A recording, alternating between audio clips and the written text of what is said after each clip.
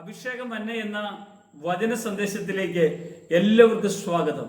ഇന്ന് ചിന്തയ്ക്ക് ആധാരമായ ദൈവവചനം യോഹന്നാന്റെ സുവിശേഷം 15-ാം അധ്യായത്തിന്റെ 7-ാം വചനം. നിങ്ങൾ എന്നിലും എൻ്റെ വചനം നിങ്ങളിലും വസിക്കുന്നുവെങ്കിൽ നിങ്ങൾ ഇച്ഛിക്കുന്നത് അപേക്ഷിക്കുവിൻ, അത് നിങ്ങൾക്ക് ലഭിക്കും.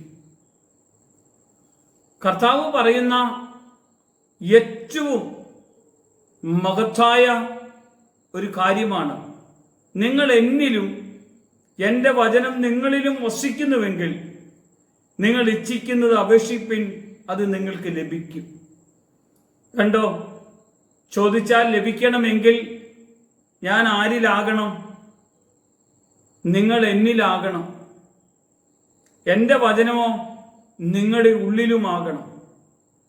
യേശു പറയാണ്, നിങ്ങൾ എന്നിൽ വസിക്കുമ്പോൾ എൻ്റെ വചനം നിങ്ങളുടെ അകത്ത് വസിക്കും.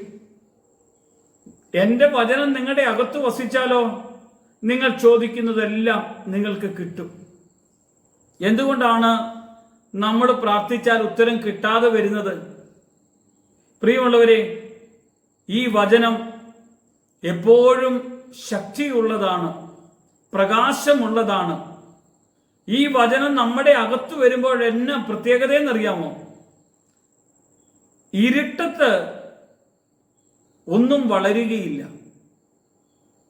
ഇരുട്ടത്ത് വളരാത്തത് കൊണ്ടാണ് വളർച്ച വേണമെങ്കിൽ വെളിച്ചം വേണം.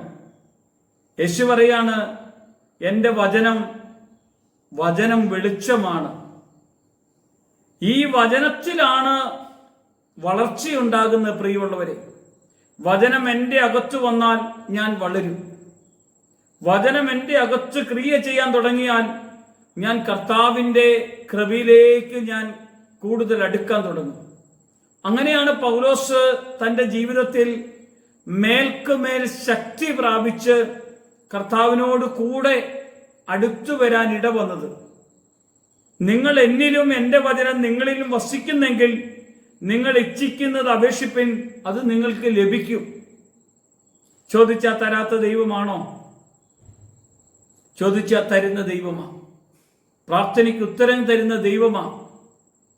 കണ്ടോ, അവൻ മുന്തിരിവള്ളിയാണ്, നമ്മൾ അതിൻ്റെ ശാഖകളാണ്. മുന്തിരിച്ചെടിയിൽ നിന്നാണ്, ആ തായ്തണ്ടിൽ നിന്നാണ് ശാഖ പൊട്ടി പുറത്തേക്ക് വരുന്നത്. തായ്തടിയേക്കാൾ ശാഖ വളർന്നാൽ തായ്തടിയിൽ നിന്ന് ശാഖ അടർന്നു പോകും. പ്രിയമുള്ളവരെ, തായ്തടി ഇല്ലാതെ ശാഖയ്ക്ക് നിൽക്കാൻ കഴിയില്ല. അതുകൊണ്ടാണ് യേശു പറഞ്ഞത്, നിങ്ങൾ എന്നിലും ഞാൻ നിങ്ങളിലും വസിക്കും.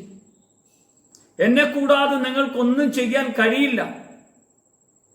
എൻ്റെ നാമത്തിൽ നിങ്ങളൊന്ന് ചോദിച്ചേ, ഒന്ന് പ്രാർത്ഥിച്ചേ, യേശുവിൻ്റെ നാമത്തിൽ ഒന്ന് സ്തോത്രം ചെയ്ത് പ്രാർത്ഥിച്ചേ.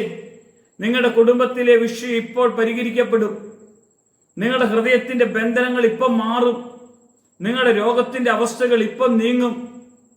നിങ്ങളെ അനുഗ്രഹിക്കുന്ന ദൈവശക്തി നിങ്ങളുടെ അകത്തേക്ക് ക്രിയ ചെയ്യുന്നതായി നിങ്ങൾക്ക് അനുഭവപ്പെടാൻ ദൈവം ഇടയാക്കും.